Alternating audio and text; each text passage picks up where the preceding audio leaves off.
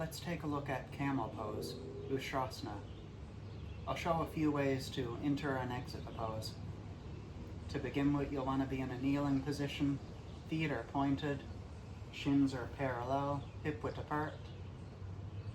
And we're going to come into a kneeling position, so you might want to put a blanket or pillow underneath your knees for extra cushioning. Coming to stand on the knees. And we're going to keep the hips above the knees in this pose. And before even moving into the pose, you want to do a posterior pelvic tilt. So that's tilting a pelvis this way. Tailbone scoops underneath, and you're drawing the lower ribs towards the hips. So keeping that, one way to enter the pose is to reach back one hand at a time towards the feet. So finding one foot, reaching back with the other hand, finding the other foot. Check again that you're still sending your hips forwards. And lastly, you're going to relax your head and look backwards.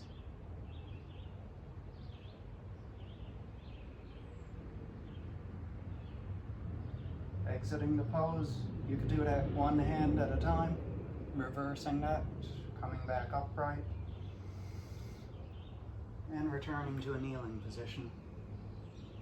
So it's a good back bending posture. And you may find as you come into the back bend, the knees will want to splay out to the sides. Try to keep them drawn in towards each other so that the shins stay parallel. You could test that by putting a block in between the knees or between the thighs as well to help draw the legs together, working the adductor muscles.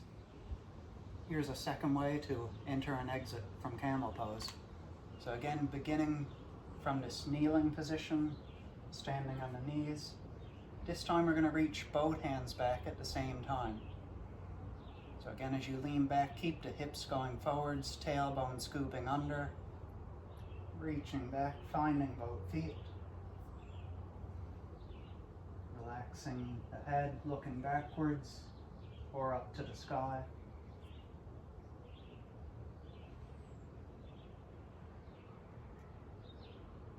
Exiting the pose, bringing both hands up at the same time, and returning to that kneeling position. And in Camel pose, when your hands reach back to your feet, the fingers could be pointed backwards in the same direction as the toes, but if that bothers your wrist or your elbows, you could turn the fingers to point out to the sides. And one more way to enter and exit Camel pose is to begin and exit from this kneeling position.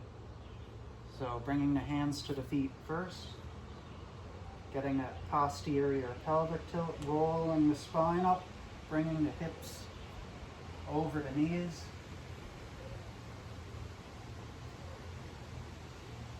And then reversing that spinal wave, coming back down, chin to chest.